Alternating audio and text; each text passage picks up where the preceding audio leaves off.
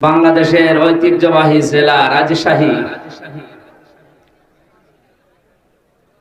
Terkhadia stadium সংলগ্ন বিভাগীয় মহিলা ক্রীড়া কমপ্লেক্সের জামিয়া বায়তুন নূর মাদ্রাসা বহরমপুর রাজশাহীর উদ্যোগে এই কিতাবটা দিলাম কেন জানেন? হারাজুম মিনহু লিতুনযিরা বিহি। এই কিতাব দিয়ে মানুষদেরকে আপনি সতর্ক করবেন, বাশীরা ওয়া নাযীরা, সুসংবাদ দেবেন, ভীতি প্রদর্শন করবেন। দুইটা বিষয়ের ভেতরে আমি দিয়েছি। যিকরানিল মুমিনিন, মুমিনদের জন্য কোরআন উপদেশ। কাদের জন্য বলেন? এবার আসেন, আয়াতের মাঝে হারাজুন আছে। এই শব্দটার ব্যাখ্যায় মুফাসসির দুইটা অর্থ দিয়েছেন। এক নম্বরে, হে নবী, কোরআন যখন প্রচার করতে যাবেন, আপনার সামনে যারা বসে আছে রাজশাহীর মানুষগুলো, এমনও মানুষ আছে কোরআনের কথা না বুঝে রাগ করতে পারে। এইরকম শ্রোতা দেশে নেই? এই 15.5 বছর আরো বেশি ছিল। কোরআনে কারীম যেভাবে বলা দরকার ঠিক তো বলতামই ওইভাবে। যেই ফোর্সে আল্লাহ দিয়েছেন ওই ফোর্স মাঝে মাঝে দিলে দেখতাম অনেকেই না বুঝে রাগ করতো। আপনি আমার বিরুদ্ধে বললেন? আরে ভাই, আমি আপনাকে চিনি না। কোথায় আমার বাড়ি কুষ্টিয়ায়, কোথায় আপনার বাড়ি রাজশাহী, জীবনে হয়তো আপনাকে দেখিও নাই। এই জন্য না বুঝে রাগ করা যাবে না। নবীজিকে আল্লাহ জানাচ্ছেন অনেকেই সামনে থাকবে এমন, ওরা না বুঝে রাগ করতে পারে। এক নাম্বার গেল।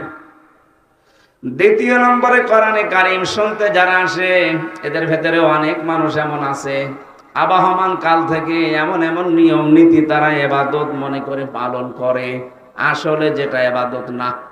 আর এটা সবচাইতে বেশি চলে বাংলাদেশ, ভারত আর পাকিস্তানে।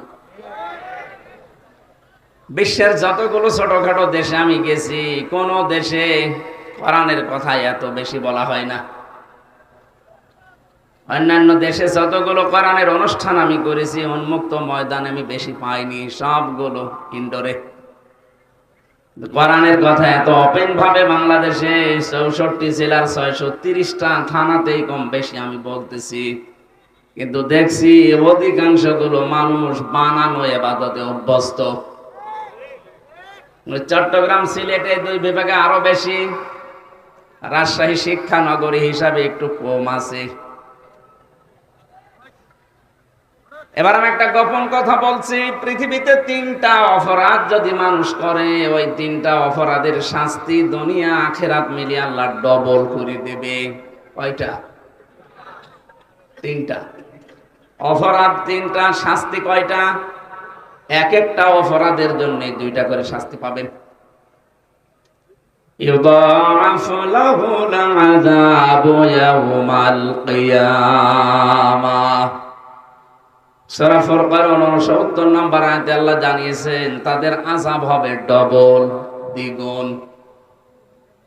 এই যে দ্বিগুণ শাস্তির জন্য যে 3টা অপরাধের কথা কোরআনে আছে, হয়তো রাজশাহীতে 2টা পাওয়া যাবে, একটা পাওয়া নাও যেতে পারে।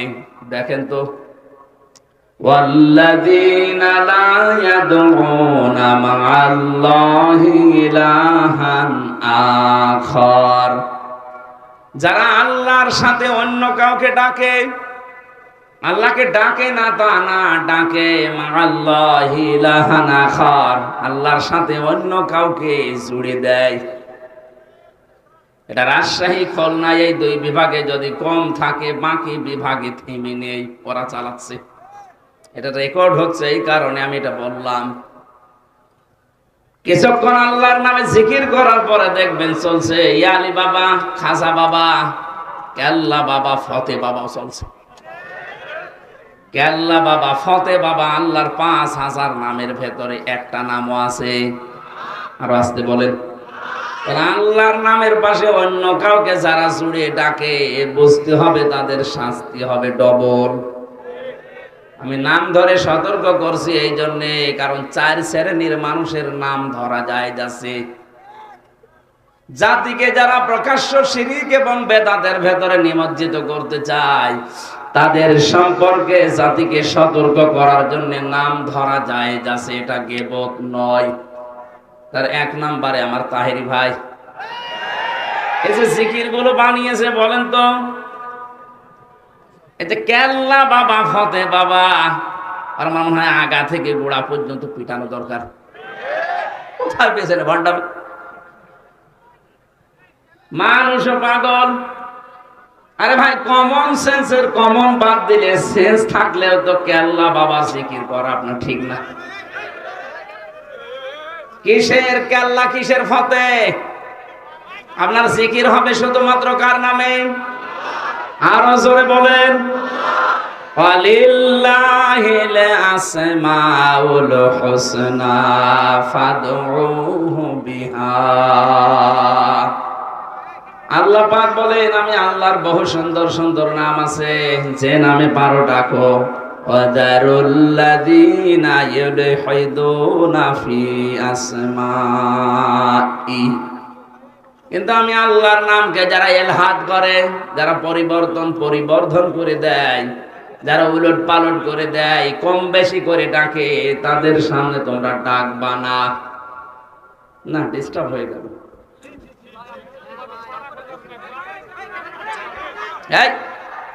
কথা বলা যাবে? আরে ভাই, এটা নয়, হালকা একটু মাথা তার কাটা আছে মনে হয়। এবার আপনারা দুইজন একটু গল্প করেন, তাড়াতাড়ি করুন, শেষ করেন। কি কি কি আর কি কথা বাকি আছে? কোনো কথা বাকি আছে না? না, এভাবে কয় মিনিট বসে থাকবেন আপনি? আরে ভাই, ওনারাই তো বলছি কি কয় মিনিট বসবেন এখানে। বসলে ভালো করে বসেন।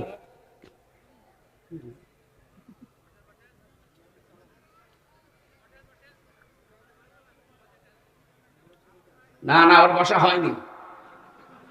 ওইভাবে কয় মিনিট বসে থাকতে বলেন তো? এখানে 1 ঘন্টার উপরে কথা বলবো। ওরা ভাই বের করে দেন, না ভালোভাবে বসিয়ে দিন, এটার উপরে চাপ দেন, বসে পড়বে। দেন, ঠিক আছে। বাদাম ভাই এদিকে। এটা তো মনে হচ্ছে 2টা তারিখ কাটা। ঠিক আছে, ও যা করে করো। রাজি সাহেব আসে, কোরআনের কথা যত অ্যাক্টিভ ভাবে শুনবেন, অবশ্যই আপনাকে আল্লাহ এখান থেকে একটা না একটা কিছু দেবেই।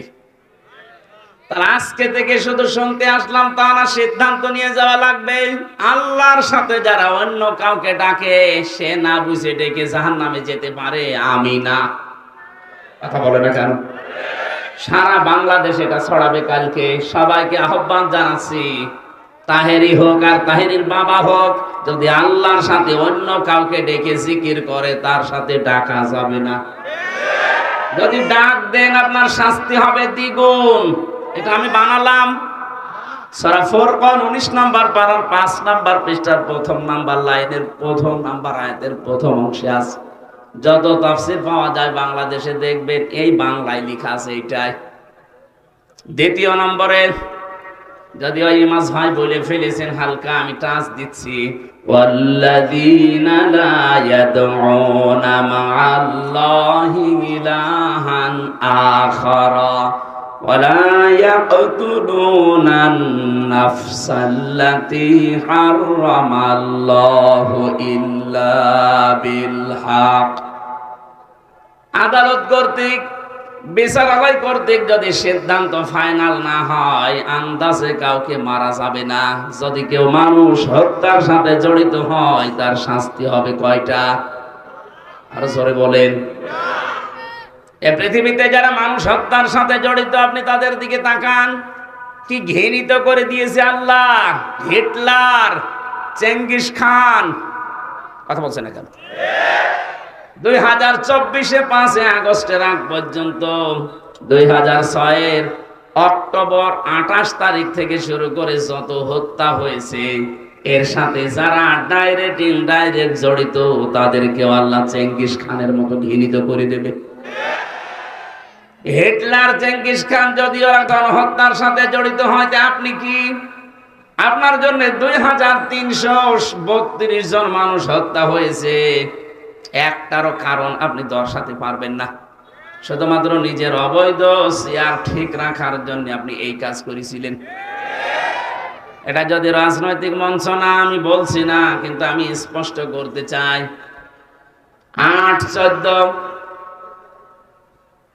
18 এবং 24 পর্যন্ত যারা নির্বাচনের নামে প্রহসনে চেয়ারে বসেছিলেন তাদের প্রধানমন্ত্রী বলা, সাবেক প্রধানমন্ত্রী, সাবেক এমপি, সাবেক মন্ত্রী বলাও জায়েজ না।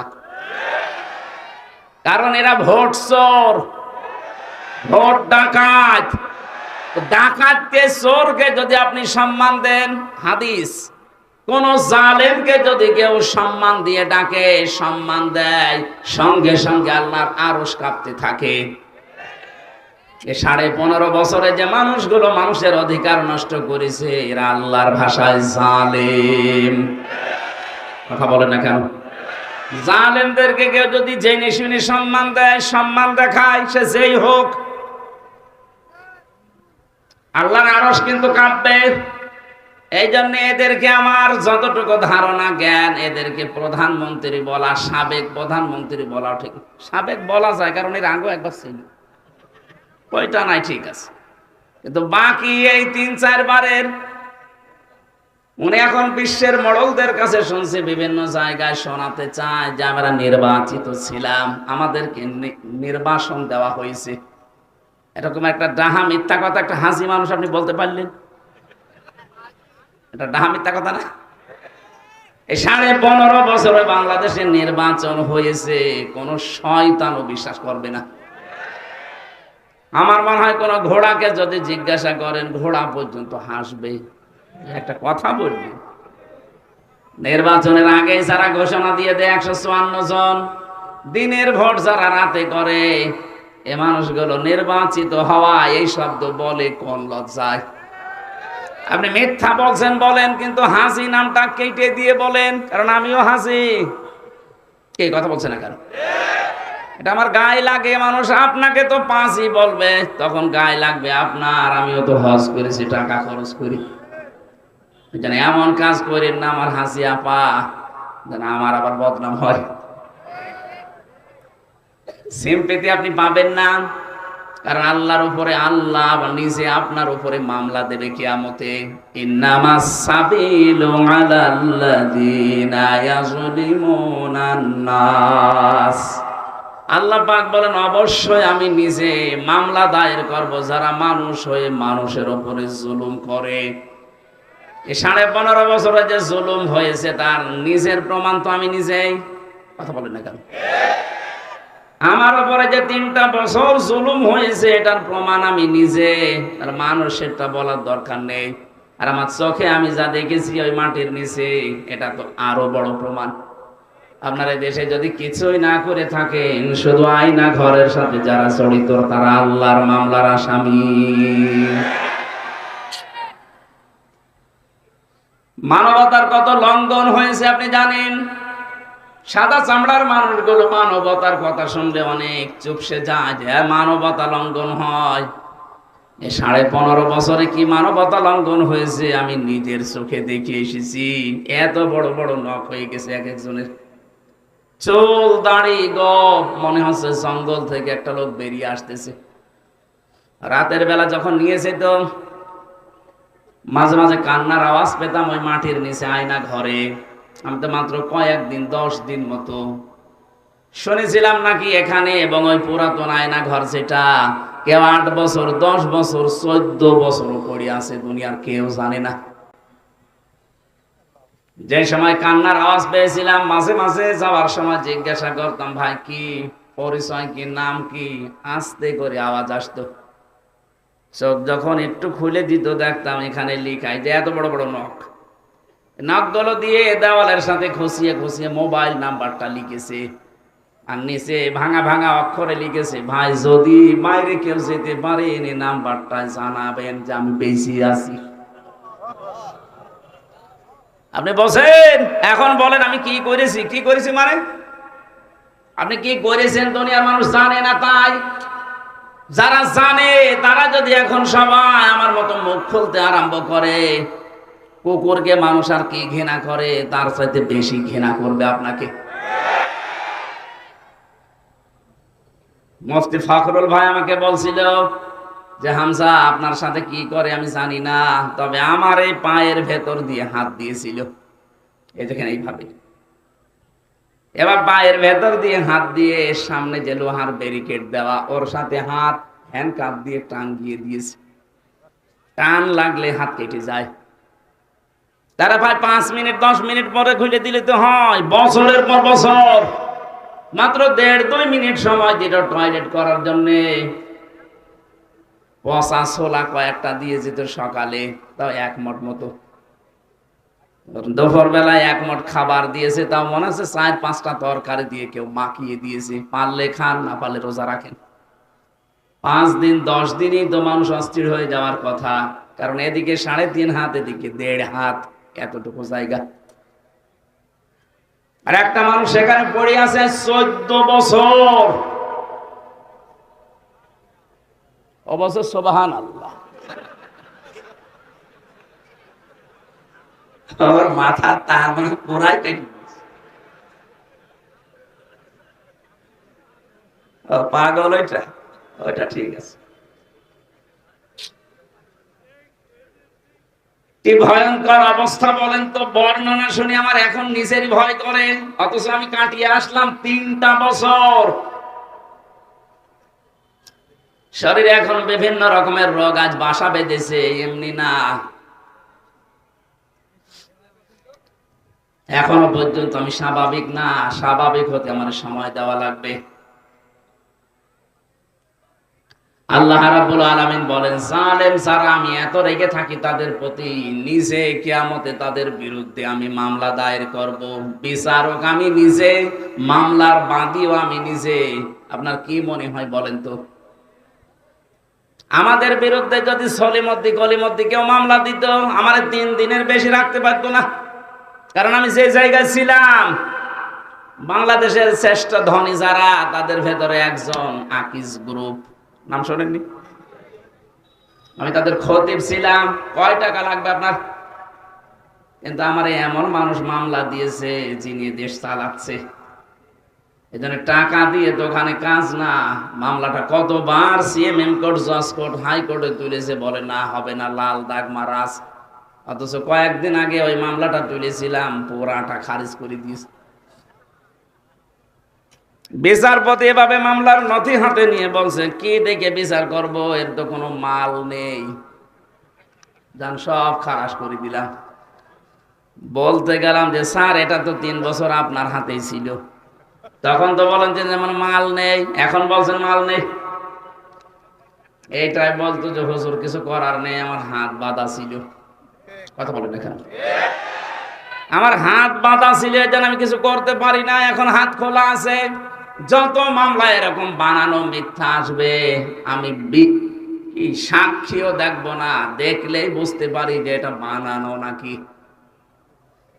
কি মামলা আমি পড়েছিলাম, আমার সাথে একজন ছিল, বলছে হুজুর ঘরে ঘুমিয়েছিলাম, ঘর থেকে তুলে এনলো, চোখ খুলে দেখছি আমি কি গো, থানার গারদে। আমার এখনো ঘুমের ঘর কাটে নিয়ে, ঘুমে অবস্থায় থানার গারদে। পরে জিজ্ঞাসা করছে আমি কোথায়, থানায়। কেন? গাছ কেটেছিস। তখন স্বপ্নে। কি চলছিল বলেন দেশে, এই চলছিল। এক একজনের নামে মামলা কত 313টা পর্যন্ত পেয়েছি, 570টা মামলা দিয়েছে একজনের নামে। আমারও বলছিল রিমান্ডে যারা বলতে বলি, এগুলো যদি ম্যাজিস্ট্রেটের কাছে না বলেন 50টা মামলা দেব। আমি বললাম যে স্যার আপনি কি মামলা বানাবেন? বলছে সব বানানো আছে, শুধু লিখে দেব। অথচ সারা 15 বছর ওরা ছড়িয়েছে যে আমরা ন্যায় বিচার কায়েম করছি। এই দেশ নাকি ন্যায় বিচারের রোল মডেল ছিল। এই হচ্ছে ন্যায় বিচারের নমুনা। এটা আমার নিজের সাথে, তাই বললাম। থেকে শুরু করে ছাড়া পর্যন্ত পুরাটাই মিথ্যা। ধরে নিয়ে গেল আমার বাড়ির 2 তলা থেকে, পরের দিন পেপারে দিয়েছে না ওনারা আমরা চোরহাট থেকে নিয়ে এসেছি, পুরাটা মিথ্যা কথা। আর এরপরে যে সাক্ষী 3টা বছর যত রকমের, পুরাটা কি শুরু করেছিল। আর আলেমদেরকে তোলার সময় ওরা এত ভয়ঙ্কর অবস্থা তৈরি করত, আদালতে মাজায় দিত দড়ি, সে মোটা দড়ি, হাতে দিয়েছে হ্যান্ডকাফ, ডান্ডা বেড়ি দিয়েছে পায়ে, আবার লোহার টুপি দেওয়ার পরে বুকের উপরে একটা বুলেট জ্যাকেট পরিয়ে দিয়েছে। ও দৃশ্য দেখে মনে হচ্ছে আরে বাবারে কি না কি, অথচ কিছুই না। এই কাজ যারা করতো আজ তাদের কিছু কিছু মানুষকে রাজশাহী বিভাগের একজন কালকে নাকি হাইকোর্টে রিট দিয়েছে, পলক সাহেব, যে আমি একজন এমপি একজন মন্ত্রী, আমারে ডিভিশন না দিয়ে আমার জঙ্গিদের ভেতরে রেখেছে। আরে ভাই আপনাকে যে বাঁচিয়ে রেখেছে এইটাই তো কপাল ভালো। আপনি যে কত মানুষ হত্যার সাথে ডাইরেক্ট ইনডাইরেক্ট জড়িত আপনি জানেন? এদেশে একামতে দিনের মানুষগুলোকে হত্যা করা হয়েছে বিচারিক প্রক্রিয়ায় নাম দিয়ে। যে সাক্ষীগুলো দিয়েছিল যারা, সব শোনা সাক্ষী, দেখা সাক্ষী নেই। কারণ দেখবে কি করে, জন্ম ৭৫-এ সাক্ষী দিয়েছে ৭১-এ।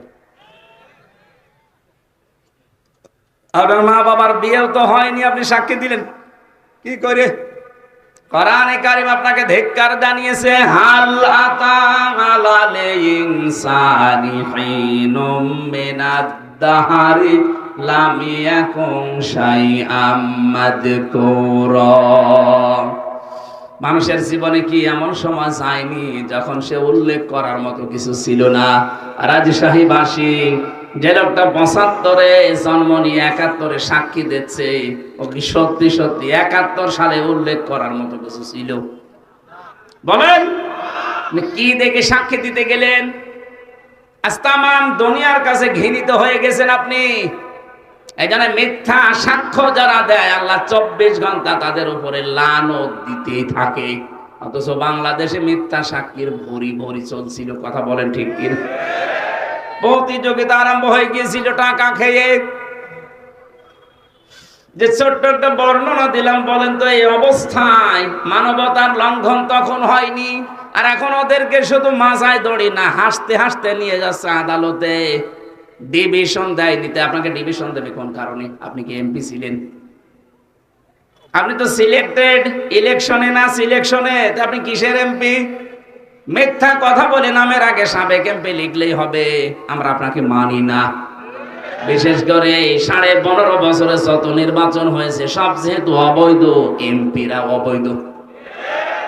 যত টাকা নিয়েছেন সব টাকা ফেরত দেওয়া লাগবে বেতন হিসাবে। কথা বলছেন না কেন? এক একজনের বাড়ি, কেউ বেগম পাড়ায়, কেউ সাহেব পাড়ায়। আমি নিজে সেদিন মালয়েশিয়া দেখে আসলাম। কি এগুলো বলছে সাহেব পাড়া? সাহেব পাড়া মানে লন্ডনে কানাডায় আছে বেগম পাড়ার, এখানে বানিয়েছে সাহেব পাড়া। কোরআনে কারীমের কথা আমি তুলেছিলাম হারজন দিয়ে। হ্যাঁ নবী, আপনি মানুষের সামনে যখন ব্যাখ্যা করবেন, এমন এমন মানুষ আছে বানানো ইবাদত নিয়ে তারা ব্যস্ত। এই যে জিকিরের একটা বললাম, আল্লাহকে ডাকে কিন্তু পাশাপাশি অন্য কাউকে ডাকে, এর শাস্তি হবে দ্বিগুণ। কয়টা? ২ নম্বরে যারা মানুষ হত্যার সাথে জড়িত, যারা যারা করেছেন, আপনার দুনিয়াও শেষ, আখিরাতও শেষ। আপনার শাস্তি ডবল হবে। সূরা নিসার ৯৩ নম্বর আয়াতে ভয়ঙ্কর ৫টা সাজার কথা আল্লাহ দিয়েছে যারা মানুষ হত্যাকারী। অমাইয়াকতুল মুমিনাম মুতাআম্মিদান ফাজাযাউহু জাহান্নাম খালিদান ফিহা وغضب الله عليه ولعنه وعد له عذابا عظيما। যারা কোনো মানুষকে, মুমিনকে ইচ্ছাকৃত হত্যা করে, তাদের ১ নাম্বার শাস্তি আল্লাহ দেবে পুরস্কার হিসাবে জাহান্নাম। কোথায়? আরো জোরে বলেন। সুতরাং ১৬২৮টা মানুষ ছিল বাংলার চেয়ারে। কয়টা? আরো জোরে বলেন। ১৬২৮টা চেয়ার ছিল।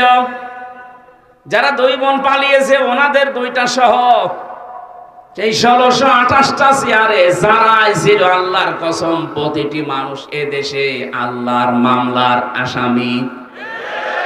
এরা মানুষ হত্যার সাথে জড়িত, ডাইরেক্ট ইনডাইরেক্ট।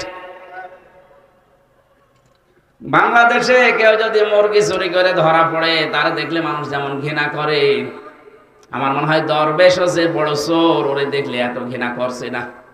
অথচ সারা দুনিয়ার মুরগি চোর কয় টাকা চুরি করতে পারে? ও দরবেশ 7টা ব্যাংক থেকে 36,000 কোটি টাকা। আপনি এক জীবনে গণনা করেও শেষ করতে পারবেন না। তার একটা দরবেশ মানুষ দাঁড়িয়ে গেছে তার। আমি তো মাঝে মাঝে খেয়াল করে দেখতাম, আল্লাহ এ কি সমিল থেকে বানানো নাকি? এর মাথা থেকে শুরু করে পায়ের চটি পর্যন্ত সব সাদা, বাকি যেগুলো দেখা যায় না ওগুলো সাদা। কথা বলে না কেন? কি অবস্থা ছিল তার! সাদা মনের মানুষ, অথচ 36,000 কোটি টাকা মারেন কাটিকতার নামে। মুরগি চোরের যদি এদেশে ঘৃণা করে মানুষ, এরে তো আমার মনে হয় 36 বার ঘৃণা করা দরকার। দরবেশের যদি অবস্থা হয়, তাহলে ধরবেশ যেগুলো দরবেশের বেশ ধরেছিল, ওদের অবস্থা কি? মাঝে মাঝে 5 বছর পরে ভেষ ধরতো, হাতে একটা তসবি নিয়ে মাথায় পট্টি দিয়ে, চোখ দিয়ে আমি কোনোদিন ওনার পানি বের হতে দেখিনি, যত পানি বেরিয়েছে নাক দিয়ে। আপনি দেখবেন, আমি ওনার জীবনে যত ছবি দেখেছি চোখের পানি পাইনি। ভিডিও দেখলে দেখতাম কাঁদতেছে, রুমাল দিয়েও মোছে, কিন্তু নাকের পানি। চোখ দিয়ে পানি যাদের বের হয় না, শুধু নাকে পানি আসে, এটার সিস্টেম আছে একটা। গোপন বিষয় বলে দিলে আপনি আবার কালকে থেকে শুরু করবেন, দরকার নেই। শয়তান যেদিন জান্নাতের মেন গেটে যায়, এটা সূরা আরাফের ভেতরে আছে, 8 নাম্বার পারা, 11 নাম্বার পৃষ্ঠা 13 নাম্বার লাইনে আয়াতটা আছে। শয়তান ওই দিন হযরতে হাওয়া আলাইহিস সালামের সামনে কসম দিয়েছিল, আল্লাহ নিজে ওইটা উল্লেখ করেছেন, ওয়াকাসামাহুমা ইন্নী লাকুমা লামিনান নাসিহিন। শয়তান কসম দিয়ে বলেছে, আমি আল্লাহর কসম করে বলছি, অবশ্যই আমি তোমাদের দুইজনের হিতাকাঙ্ক্ষী। তাফসিরে কাবিরের ভেতরে মুফাসসির লিখেছেন, শয়তানি আল্লাহর নামে কসম দেওয়ার সঙ্গে সঙ্গে ও পানি বের করেছিল, কিন্তু নাক দিয়ে, চোখ দিয়ে না। ও আগেই কেটে ফেলেছিল চোখে, কিন্তু পানি নেই, নাকে পানি এখনো। নাক যে কেমন ছিল ওইটা ওখানে লেখা নেই। এটা তো নাক কেমন আমরা দেখতে পাই, এজন্য নাকের পানি দেখা যায়, চোখের পানি পাওয়া যায় না। এখান থেকে একটা মাসলা বের হয়, যারা কথা বলার আগে কেঁদে ফেলে, এটা শয়তান। আপনি জীবনে যত কথা আমি শুনেছি, কথা বলার আগেই দেখবেন কাঁদে, আমার কেউ নেই, কেউ নেই। তো কেউ নেই, আমরা করবো কি? আমার তো মনে হচ্ছে এখন যে মেজর ডালিমকে বাইরের দেশ থেকে নিয়ে এসে দেশের প্রধান উপদেষ্টা বানানো দরকার। তাহলে আর জীবনে কোনোদিন বলবে না যে আমি শর্ট করে চলে আসবো। কারণ উনি যদি আসে, চিন্তা করবে দরকার নেই, আর মরে যায়, দরকার আর স্বামীর বাড়ি মরবো। কথা বলছে না? একজন তো স্বামীর বাড়ি, তোমরা নিজেরাই বলেছে যে স্বামী স্ত্রীর সম্পর্ক আমাদের। তাহলে আপনি যদি স্ত্রী হয়ে থাকেন, আপনার বোন গেছে দোলা ভাইয়ের বাড়ি, আপনি গেছেন স্বামীর বাড়ি। বাংলাদেশের বহু মানুষ আমরা বিদেশে পাঠাই, এরা যোদ্ধা। কি রেমিটেন্স যোদ্ধা? কি যোদ্ধা? উপদেষ্টা যারা আছে, ডক্টর ইউনূস সাহেব, এরা সবচাইতে বেশি সম্মান আজ তাদেরকে দিচ্ছে, কারণ তাদের টাকায় দেশ চলছে। অথচ 3 মাস 4 দিন হয়ে গেল, একটা টাকাও 2 বোন পাঠাননি। কি করেন আপনারা? কেউ স্বামীর পকেট মারবেন, কেউ দুলাভাইয়ের পকেট মারবেন, অন্তত পকেট মারা টাকাগুলো তো পাঠাতে পারেন। আমরা এমনি ঋণে জর্জরিত। কথা বলার আগে কাঁদা যাবে না, এটা শয়তানের অভ্যাস। আমি যেটা বলতে চাচ্ছিলাম, মানুষ হত্যার সাথে যারাই জড়িত, এই যে কতগুলো শাস্তি বললাম, কোনটা থেকে আপনি রেহাই পাবেন বলেন? 1 নম্বরে জাহান্নামে যাবেন, 2 নম্বরে খালিদান ফিহা, চিরদিন থাকবেন। কয়দিন? এদেশে একটা ভুল কথা প্রচার করা আছে যে না, যা করি করি, কালেমা তো একদিন পড়েছি, নাই 10 বছর থাকবো, এরপরে যখন বের হয়ে আসবো তখন আবার হাউজে কাউসারের পানি দিয়ে আল্লাহ গোসল করিয়ে বের করে দেবে, আগে যে হামজা ছিলাম ওই রকম হয়ে যাব। আমি জেলখানায় ঢোকার আগে 21 সালে, তখন আমার 66 কেজি ওজন ছিল, বের হওয়ার সময় 60 কেজি, 6 কেজি কমে গেছে। অনেকেই মনে করে এই যে জাহান্নামে নাই 10 বছর থাকবো, 70 কেজি হয়ে ঢুকবো, নাই 65 কেজি বের হবো। 65 কেজি বের হবেন কি করে আপনি? খালিদান ফিহা, এটা মাসদার, যারা গ্রামার বোঝে জিজ্ঞাসা করেন। মাসদার সরাসরি শব্দ আল্লাহ কোরআনে দিয়ে দিয়েছেন, ভাঙাচোরা নেই। খালিদানে ফিহা, চিরকাল থাকা লাগবে। এখন এই চিরকাল কতদিন? সূরা জুমারের 19 নাম্বার 20 নাম্বার আয়াতে আল্লাহ এই তথ্যটা দিয়েছেন, কতদিন থাকবেন। এদিকে তাকান। যারা বের হয়ে যাবেন, চট করে চলে আসবেন, এই চিন্তা ভাবনায় আছেন দুনিয়ায়। জাহান্নামে এরকম না। আফামান হাক্কা আলাইহি কালিমাতুল আযাব আফা আনতা তুনকিযু মান ফিন্নার। আমার মনে হয় কোরআনের এই আয়াতটা বুঝলে অনেক মানুষ গোনাহ ছেড়ে দেবে। আল্লাহ বলেন, আমি যার উপরে বিচারের দণ্ডাদেশ দিয়ে আমি আদেশ জারি করে দিয়েছি যে জাহান্নামে যা। আফামান হাক্কা আলাইহি কালিমাতুল আযাব, যাকে আমি আল্লাহ আযাব নির্ধারিত করে পাঠিয়ে দিয়েছি জাহান্নামে। আফা আনতা দিয়েছেন প্রশ্নবোধক চিহ্ন, ইন্টারগেটিভ সেন্টেন্স।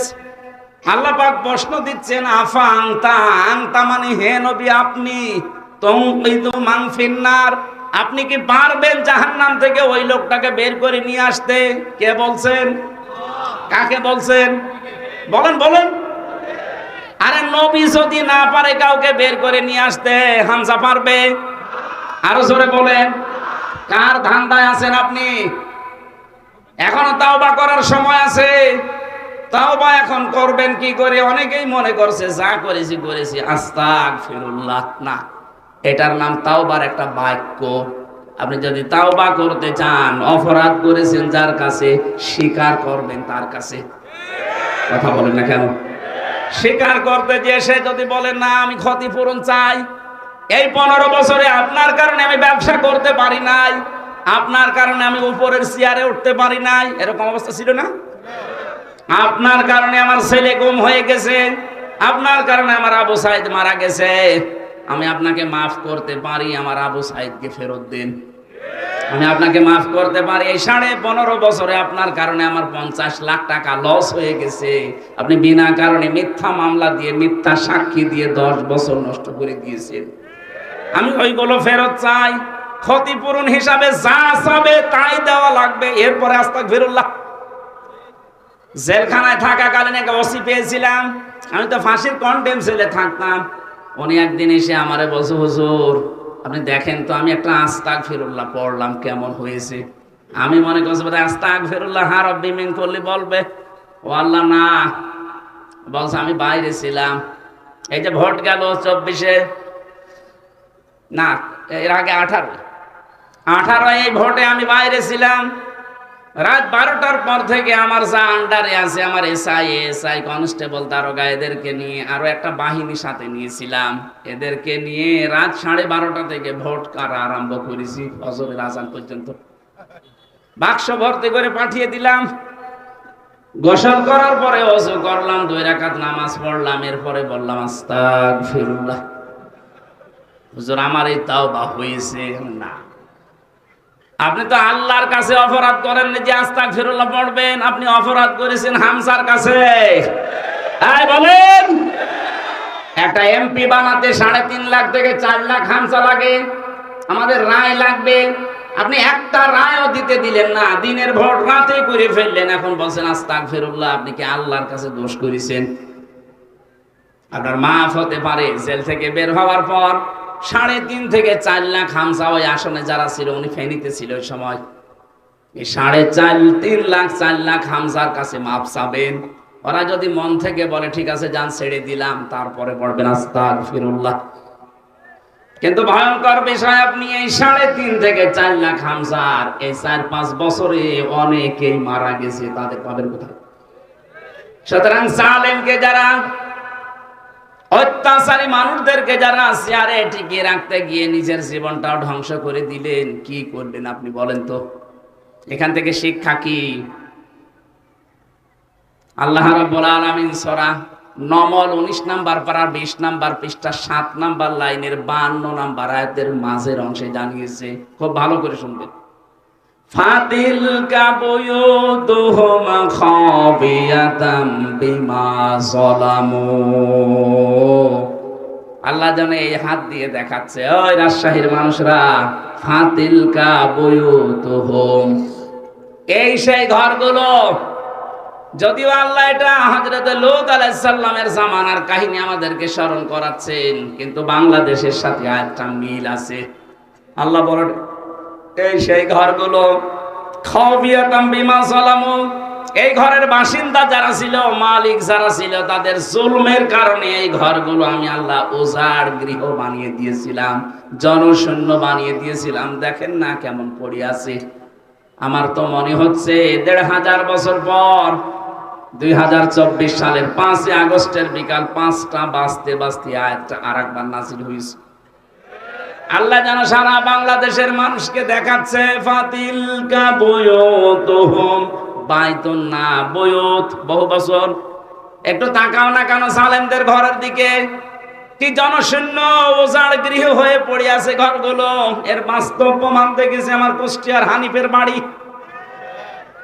বিকাল ৫টা বাজতে বাজতে একটা ইটও জনগণ রাখে নাই, টয়লেটের প্যান পর্যন্ত খুলে নিয়ে চলে গেছে। হ্যাঁ, আমার মনে হয় ও যদি থাকতো ওর সব কেটে শেষ করে দিত। শুধু একটা, আমার তো ৬৩০টা থানায় যাওয়া হয়ে গেছে প্রায় কম বেশি। যত জায়গায় যাচ্ছে দেখি জালেমদের বাড়িগুলো আজ আয়াতের সাথে মিল আছে। খাবিয়াতান, আল্লাহ বলেন আমি জনশূন্য করে দিয়েছি, ঠিক যেন তাই। কেউ আর এখন ওখানে থাকে না, বাড়ি ঘরগুলো এখন অভিশপ্ত, উজাড় গৃহ হয়ে গেছে। এত দামি বাড়ি যেটা মানুষ গেলে অনেকে চুমা খেত, পরশু দিনের পত্রিকায় দেখলাম সেখানে দলবদ্ধ হয়ে অনেকে টয়লেট করছে। হ্যাঁ, জামাতবদ্ধ টয়লেট চলছে। আমি ১৬ সালে একবার হজে গিয়ে কাবা শরীফ তাওয়াফ করার পর ওই উপরে গেলাম, যে দেখে আমার পেটে যন্ত্রণা। এক পুলিশ ডাকলাম, ইয়া সাদিক তাল, বন্ধু এদিকে আসেন। কি এতক্ষণ তো আমার ভালোই লাগছিল, হঠাৎ আমার পেটে ব্যথা করছে, কি কারণে? এখানে ডাক্তারের কোনো কি ফার্মেসি এগুলো কই? আমারে বলছে ইয়া হাজিউল হুজ্জাতাই না বিলাদুকা, ও হাজি দেশ কোথায়? জি তুমি বাংলাদেশ। বাংলাদেশ থেকে এসেছি। আমারে বলছে হাজি জানেন না এটা কোন জায়গা? না তো। আবু সাহেলের বাড়ি। আপনি এখনো পায়খানা না করে দাঁড়িয়ে আছেন, তাড়াতাড়ি করেন। পায়খানা করে দেখে আমার পেটের যন্ত্রণা ব্যথা ভালো হয়ে গেছে। আমার মনে হয় আল্লাহ আমাকে জানাতে চেয়েছে, হামজা এত টাকা খরচ করে আসলে আরে শয়তানের বাড়িতে পায়খানা না করে চলে যাবা, তাড়াতাড়ি করো। ১৫০০ বছর পরে ঠিক জালেমদের বাড়িগুলো আল্লাহ ওই কায়দায় বানিয়ে দিয়েছে। নাই দেখেন এই পেপারে একেবারে হেডলাইনে ৭-৮ জন মিলে যাচ্ছে, মনে হচ্ছে জামাতবদ্ধ পোশাক চলছে, এক একজন এক এক দিকে মুখ দিয়ে। প্রত্যেকের হয়তো পেটে ব্যথা, আমার মতো নয়, কোনো মান্নত করে যাচ্ছে। কথা বলছেন কেন? আল্লাহ খাবিয়াতানটা মনে হচ্ছে দেখিয়ে দিয়েছে। খাবিয়াতান মানে উজাড় গৃহ, জনশূন্য, মানব শূন্য করে দেব, শয়তান পর্যন্ত ওখানে থাকবে না, এমন ভুতুড়ে করে দেব। আল্লাহ তাই করে দিয়েছে। পরশুদিন আমার মনে হয় আমার ছিল দিনাজপুরে, ওখানে যিনি ছিল তার বাড়িটা এখন জাতীয় টয়লেট হয়ে গেছে। রাজশাহীর অবস্থাও একই। এক কথা বলে না কেন? এর পরের শব্দটা বলার জন্য আমি এ পর্যন্ত এসেছি। এখানে আরবি গ্রামার যারা বোঝে লামে তাকিদ আছে, দেখবেন ইন্না ফি যালিকা লায়াতাল লিকাউমিন ইয়ালামুন। আল্লাহ পাক বলেন অবশ্যই এর ভেতরে শিক্ষা আছে তাদের জন্য, যে মানুষগুলো দুনিয়া একটু জ্ঞান রাখে। কি নেবেন এখান থেকে শিক্ষা? এত বড় বড় জালেমদের 15.5 বছর এত বড় ক্ষমতাধারী মানুষ। আমি হানিফ সাহেবের নাম বললাম কারণ কি দাপট ছিল দেখেছেন। কথা বলছেন কেন? কুষ্টিয়া সহ প্রায় 15টা জেলা আমারে আসতেই দেয়নি। 3 বছর জেলে রাখার পর ওর স্বাদ মেটে নাই। আমার নিজের জেলা কুষ্টিয়া, অথচ আশপাশের প্রায় 14-15টা জেলায় আমারে ঢুকতে দেয়নি। বলছে অন্য হুজুর নিয়ে আসো, হামজা যেন না আসে। অন্য হুজুর এসে আপনার বাবার কথা বলবে। কোথায় গেলেন আজকে? কোথায় আছেন আপনি? খুঁজতেছে আপনাকে জনগণ, কই না আর কোনো খোঁজ নেই। বাড়িটা এখন জাতীয় টয়লেট বানিয়ে দিয়েছে আল্লাহ। তার সম্পদাদি আজ কোথায়? কোটি কোটি কোটি কোটি টাকার মালিক ছিল। হ্যাঁ, আত্মীয় স্বজন দেশে নেই, সব কানাডায়। স্ত্রী সন্তান ছেলে মেয়ে যা আছে সব পাঠিয়ে দিয়েছে। এ দেশে ছিল, কোথায় আছে আল্লাহ জানে, আর সে জানে। এখান থেকে আল্লাহ লামটা তাকিদ দিয়ে আমাদেরকে জানাতে চেয়েছেন, বাংলার মানুষেরা, এরা এত বড় দাপটওয়ালা মানুষ যদি এখন জাতীয় টয়লেট বানিয়ে ফেলে বাড়ি ঘর জনগণ, 5 বছরের জন্য সামনে যারা আসবা এরাও যদি এদের মতো জুলুম করো, তোমাদের বাড়ি ঘর টয়লেট হয়ে যাবে। আমি আশা করি বুঝে ফেলেছেন। এরপরও যদি না বোঝেন, এদিকে আসেন। আপনারা কোরআন দিয়ে বুখারী দিয়ে হবে না, বাকারি লাগবে। রেকর্ড হচ্ছে, এই জন্য বলছি যারা আসবেন চেয়ারে ভবিষ্যতে তারা যেন জালেম হয়ে যাবেন না, কারণ জালেমদের কোনো ছাড়। বলেন বলেন, জালেমরা মামলার আসামি কার? আমরা যদি এদেশে মামলা নাও দেই, আল্লাহ নিজে মামলা দেবে। এইদিকে খেয়াল করে চেয়ারে বসলে জুলুম করবেন না। শুধু চেয়ার মানে ক্ষমতার এই চেয়ারই না, যে চেয়ারে বসে আছেন ওখান থেকে, এই যে স্যার যে চেয়ারে বসে থাকে, ওনার নিচে যারা কাজ করে সবাই ওনার কাছে এতিম। কথা বলেন এটা। ইমাম সাহেব যে চেয়ারে বসে আছে, ওনার নিচে যা আছে সব ওনার কাছে অসহায় এতিম। চেয়ারে বসে যদি আপনার কারণে জুলুম হয়ে যায় কারো প্রতি, ওই লোকটা যদি কিছু নাও বলে, আপনি কিন্তু আল্লাহর মামলার আসামি। এটার নাম বাংলায় বলে আল্লাহবাদী কেস। কি বলে? পুলিশের কাছে বাধা দিলে পুলিশবাদী কেস হয়। আর এগুলো সব আল্লাহর সাথে সম্পৃক্ত। এজন্য আমরা যেখানে যাই করি না কেন, আমার দ্বারা যেন জুলুম হয়ে না যায়। বিশেষ করে মানুষ হত্যার মতো জঘন্য অপরাধে আমরা যেন না জড়াই। 3 নাম্বার, ওয়ালা ইয়াজনুন, জিনা করা যাবে না। আর জিনার 6 লাভ চলছিল। কি অবস্থা বানিয়েছিল জেনার! এটা সমকামিতা পর্যন্ত জারি করে দিয়েছে। কয়েকদিন আগে 4-5 দিনে খবর, কুষ্টিয়ার 2 মেয়ে তারা জোটবদ্ধ হয়েছে যে আমরা মেয়েতে মেয়েতে বিয়ে করব, যদি না দেন 2 জনে আমরা মরে যাব। কোথায় পৌঁছিয়েছে ওরা বলেন তো? অথচ এটা আল্লাহর পুরা সিস্টেমকে পাল্টিয়ে দিয়েছে। একজন নারী পুরুষের প্রতি, পুরুষ নারীর প্রতি আকর্ষণ আসবে, এটা স্বাভাবিক। মহিলা মহিলায় বিয়ে করবে, তে আমরা কি ঘাস কাটবো? জেনা থেকে বাঁচতে হলে 2টা ঔষধ খাওয়া লাগবে। ডাক্তার আছে এখানে, কতগুলো ডাক্তার ঔষধ নিয়ে বসে আছে। সূরা নূর 30 নাম্বার আয়াতের ঔষধ। ভালো করে শুনেন। قُل لِّلْمُؤْمِنِينَ يَغُضُّوا مِنْ أَبْصَارِهِمْ وَيَحْفَظُوا فُرُوجَهُمْ ذَلِكَ أَزْكَىٰ لَهُمْ إِنَّ اللَّهَ خَبِيرٌ بِمَا يَصْنَعُونَ। এই 2টা ঔষধ আমি সহ যারা এখানে এসেছি এখন থেকেই 2টা ঔষধ প্রয়োগ করব। কথা বলেন ঠিক কিনা? 1 নম্বরে, হে নবী, মুমিন পুরুষদেরকে বলেন তারা যেন তাদের চক্ষুকে নিম্নগামী করে রাখে। এই চোখ নিচু করে রাখা লাগবে। 14 জন মহিলা বাদ দিয়ে দুনিয়ায় যত মহিলা আছে সবাইকে, এই 14 জনের ভেতরে আপনার মা, আপনার বোন, আপনার নিজের মেয়ে, আপনার ভাইয়ের মেয়ে, বোনের মেয়ে, এরকম ফুফু আছে, খালা আছে, 14 জন মহিলা, এদের সাথে পর্দা করা লাগবে না। পর্দা করা লাগবে না মানে হ্যাঁ, তাদের মুখমণ্ডল, হাতের কবজি আর পায়ের পাতা বাদ দিয়ে তাদের ওপরের শরীর ঢেকে রাখা লাগবে। কিন্তু তাদের সামনে আপনি যেতে পারবেন, কিন্তু 14 জন বাদ দিয়ে পৃথিবীর যে কোনো মহিলার সামনে পেছনে যদি কেউ যেতে চায়, কথা বলতে চায়, মাস্ট বি তাকে চক্ষু নিম্নগামী করা লাগবে। এখন তো অনেকে বান্ধবীর সাথেও চক্ষু নিম্নগামী না, আরো আল্লাহর রাস্তায় দেখে নিয়ে বলে কি সুন্দর তুমি। আমি আল্লাহর সৌন্দর্য দেখছি, বলেন নাউজুবিল্লাহ। শয়তান কিন্তু বসে নেই এটাকে তীর হিসাবে ব্যবহার করে আপনার চরিত্র ধ্বংস করে দেবে। এজন্য আজকে থেকে আমি সহ যারা যেটা দেখা সামনাসামনি জায়েজ নেই, এটা মোবাইলে ওটা টিভির পর্দায় কম্পিউটারে দেখা যায় নেই। এজন্য মোবাইলে যাদের এমন দৃশ্য আছে যেটা দেখলে নিজে নিজে ভালো লাগে, আনন্দ লাগে, কিন্তু অন্য কেউ দেখলে লজ্জা লাগে, এই মুহূর্তে ওটা ডিলিট করে ফেলেন। নিজে দেখলে আনন্দ পান, ভালো লাগে, অন্য কেউ দেখলেই লজ্জা লাগে। এরকম কোন দৃশ্য যদি মোবাইলে থাকে এক্ষুনি ডিলিট করা লাগবে। কারা কারা করবেন হাত তোলেন তো। দাঁড়িয়েলাম মানুষ দেখি, মোবাইল দেখি কি আছে দেখেন তো, ভিডিও ফাংশন দেখেন কি আছে। আপনি কি রাখেন মোবাইলে ডিলিট করে দিয়ে থাকলে? আলহামদুলিল্লাহ, না ওনার সাহস আছে। বহু মানুষ এমন এমন দৃশ্য মোবাইলে রেখে দেয়, নিজে নিজে দেখলে আনন্দ লাগে, অন্য কেউ দেখলে লজ্জা পায়। এ আছে না? হ্যাঁ, কথা বলেন না কেন? চক্ষু এটা হেফাজত করা লাগবে, নিম্নগামী।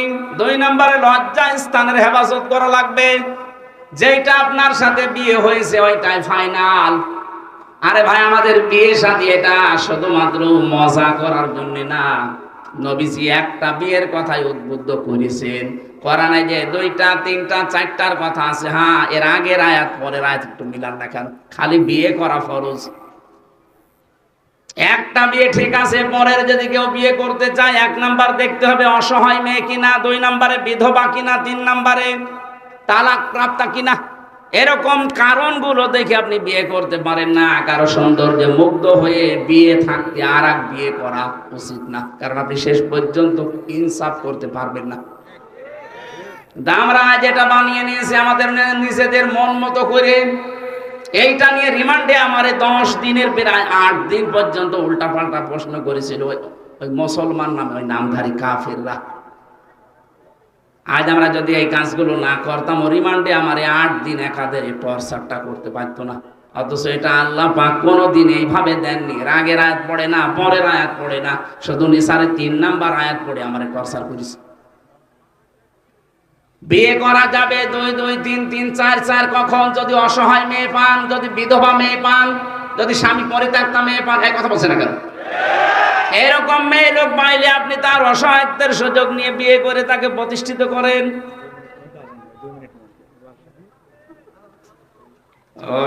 আমি তো মনে করছি এখনো 1 ঘন্টা আছে, আমাদের ঘরে গিয়ে নষ্ট হয়ে গেছে, 4টা বাজে।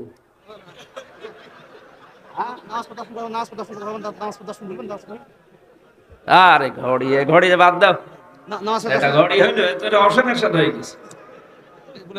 আপনারা এই মাহফিল তো মাদ্রাসা, তো যারা টাকা পয়সা এনেছেন দান করার জন্য দিয়েছেন, আর ওই যে গেটে যাদের আছে লোক ওখানে দিয়েছেন। ভাই, আপনার দায়িত্ব নিয়ে দিয়েছেন। আপনার টাকা যদি কোরআনের পেছনে না যায় কোথায় দেবেন? অবশ্যই দিয়ে যাবেন। আর মাগরিবের পরে আরো অনুষ্ঠান আছে, আমরা ওখানে কথা বলবো।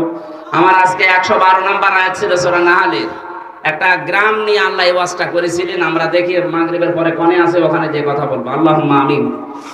লা হাওলা ওয়ালা কুওয়াতা ইল্লা বিল্লাহিল আলিয়্যিল আযীম। আল্লাহুম্মা গফিরলি ওয়ারহামনি ওয়াহদিনি ওয়াআফিনি ওয়ারযুকনি ইয়া রাব্বাল আলামিন। আল্লাহ তাআলা, সময় আমাদের হাতে নেই, মাগরিবের আযান দেবে এখনই। ফরজ নামাজের জন্য শেষ করে দিয়েছি।